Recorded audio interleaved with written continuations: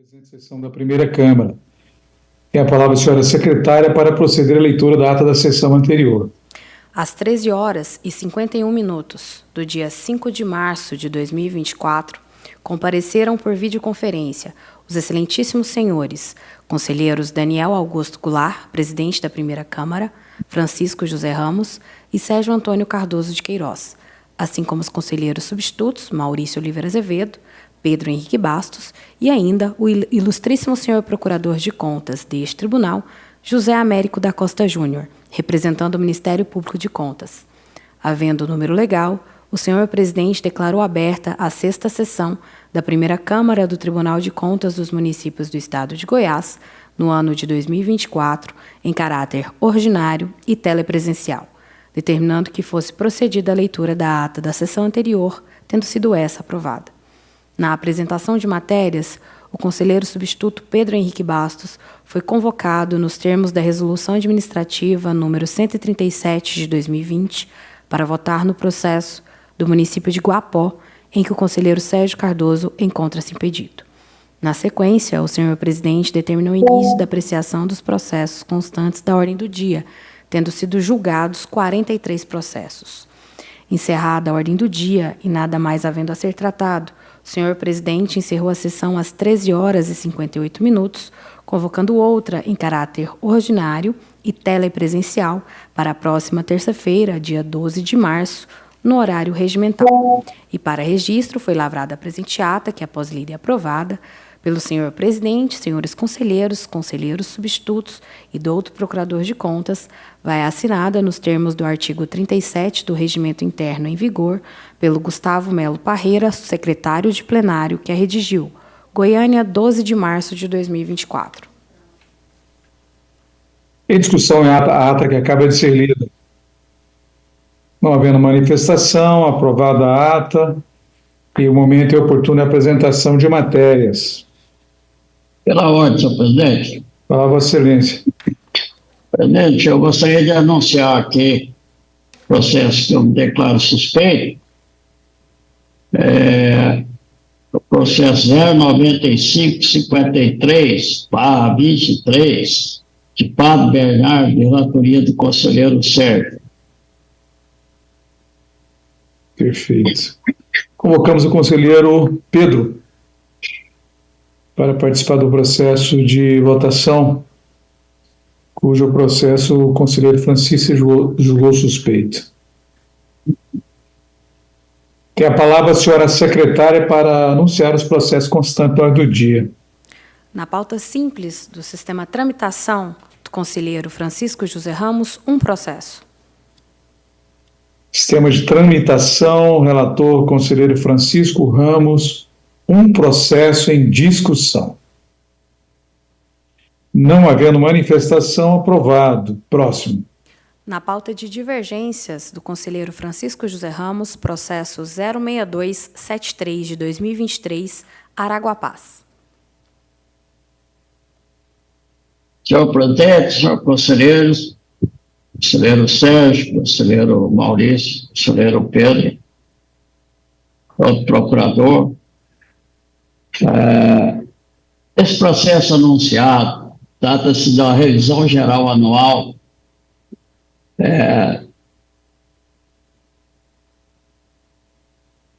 do período 2001-2023. Então, ao analisar aqui esse processo, a Secretaria de Arte Pessoal manifestou-se no sentido de que essa lei, a Lei 881 de 2023, que deu essa revisão geral anual, ela só citou o Executivo. Então, essa lei, ela é aplicada ao Executivo. E a SAP também manifestou-se que o percentual deve ser 4,36 e 11, que foi a inflação apurada não no período. A lei traz um percentual maior.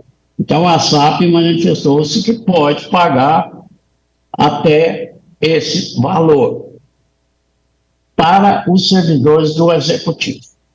O Ministério Público, ao analisar o processo, ele divergiu desse entendimento que essa lei só abrangia o Executivo, apesar de na lei só tratar o Executivo. Mas ele entendeu que a lei também se aplica ao servidor do Poder Legislativo. Ele divergiu ainda da SAP quanto à afirmação da SAP de que a revisão fora promovida no mês de janeiro, em desacordo com a Lei Municipal número 600 de 2009. Então, os dois, a área técnica e o Ministério Público, trouxe essa divergência. Nós, ao analisarmos o processo, nós concordamos em parte com cada um, mas então trazemos o nosso voto e considerando essa lei aplicável, limitando o percentual de revisão a 4,3611, discordando do Ministério Público que a referida norma se aplica também ao Poder Legislativo. Então, aqui nós estamos acompanhando a área técnica, essa lei só se aplica ao Executivo. Também não concordam com o argumento do Ministério Público de que uma simples pesquisa na folha de pagamento confirma que a revisão contemplou o pessoal do Poder Legislativo. O fato de a revisão ter sido concedida ao pessoal do Legislativo não significa que a lei em análise tenha assim previsto.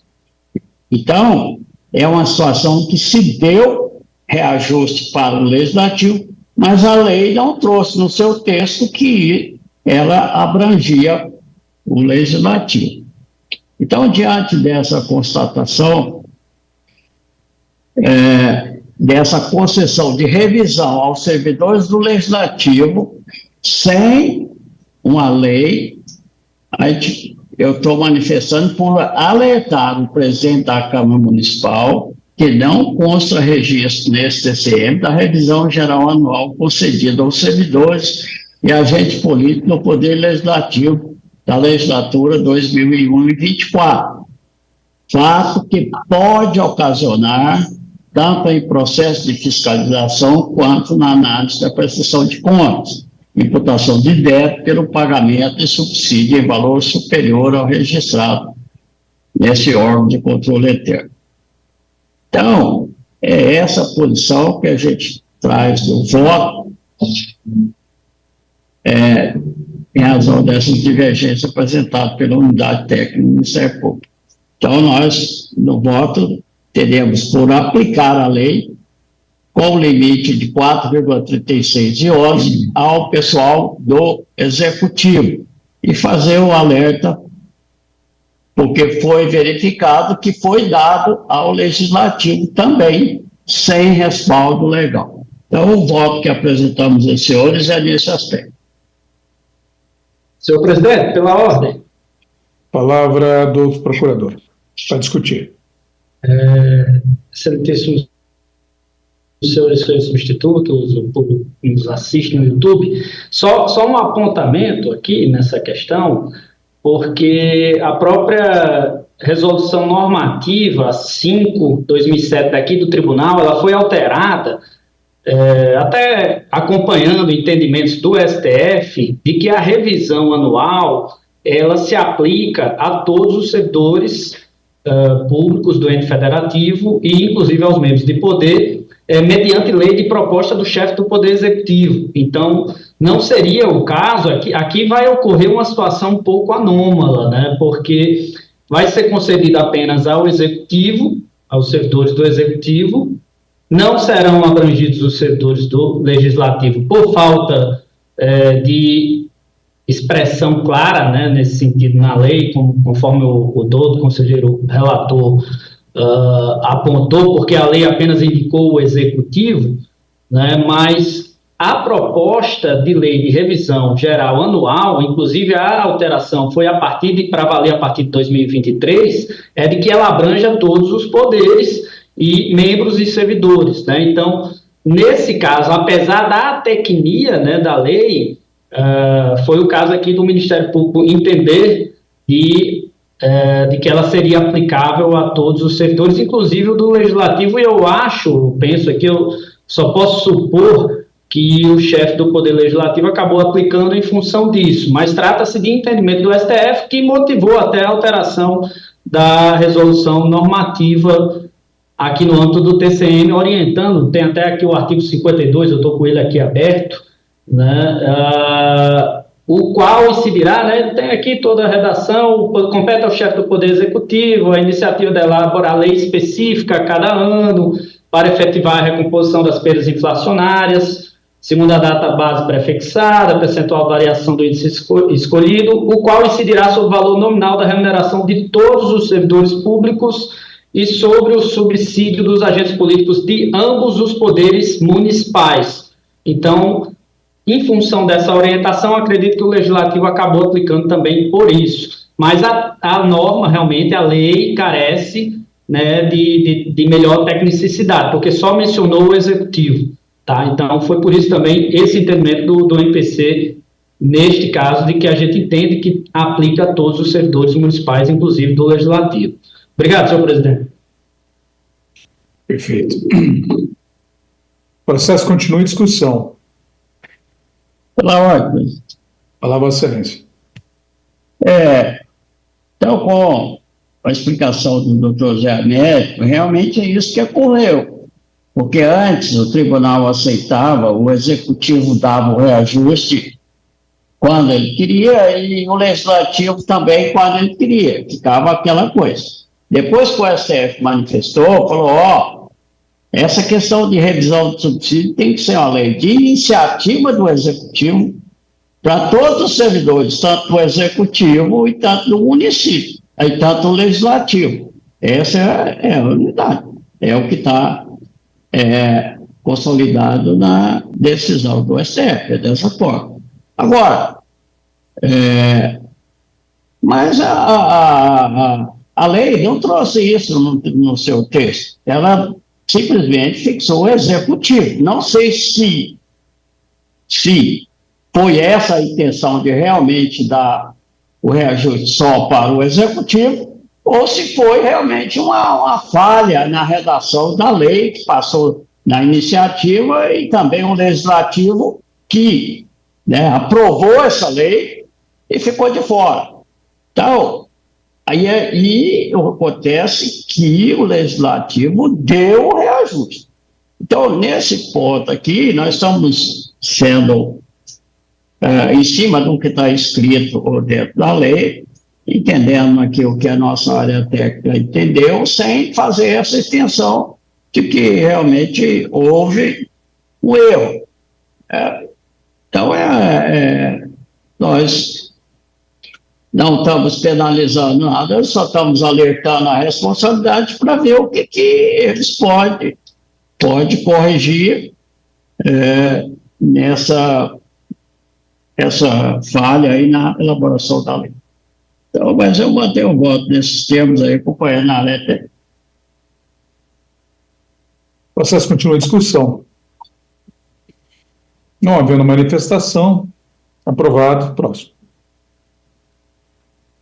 Na pauta simples do sistema tramitação do conselheiro Sérgio Antônio Cardoso de Queiroz, 6 processos para votação em bloco, estando o conselheiro substituto Pedro Bastos votando em substituição ao conselheiro Francisco Ramos no processo de Padre Bernardo. Senhores, então, sistema de tramitação, relator conselheiro Sérgio Cardoso, 6 processos em discussão, com as observações da senhora secretária. Não havendo manifestação, aprovados. Próximo. Na pauta simples do sistema tramitação do conselheiro substituto Maurício Oliveira Azevedo, 1 processo. Sistema de tramitação, relator Maurício Azevedo, 1 processo em discussão. Não havendo manifestação, aprovado. Próximo. No sistema eletrônico, na pauta simples do conselheiro Francisco José Ramos, 3 processos para votação em bloco. Relator, conselheiro Francisco Ramos, 3 processos em discussão, sistema de tramitação. Não havendo manifestação, aprovados. Próximo. Os próximos são de Vossa Excelência. Transfiro a presidência ao ilustre conselheiro Francisco Ramos. Assumo a presidência dos trabalhos, passo a palavra à senhora secretária para anúncio dos processos de relatoria do conselheiro Daniel Augusto Goulart. Na pauta simples do sistema tramitação do conselheiro Daniel Augusto Goulart, 4 processos. Em discussão, 4 processos, sistema de tramitação, relatoria do conselheiro Daniel Augusto Goulart. Encerrada a discussão e votação. Aprovados nos termos do relator. Processo seguinte. Na pauta do sistema eletrônico do conselheiro Daniel Augusto Goulart, 4 processos. Em discussão, 4 processos, sistema eletrônico, relatoria do conselheiro Daniel Augusto Goulart. Encerrada a discussão, em votação. Aprovado nos termos do voto do relator. Devolvo a presidência dos trabalhos ao conselheiro Daniel Augusto Goulart. Agradeço Vossa Excelência, conselheiro Francisco Ramos, pela condução dos trabalhos. Está encerrada a ordem do dia, a palavra está franqueada aos senhores conselheiros e ao doutor procurador para as considerações de ordem geral.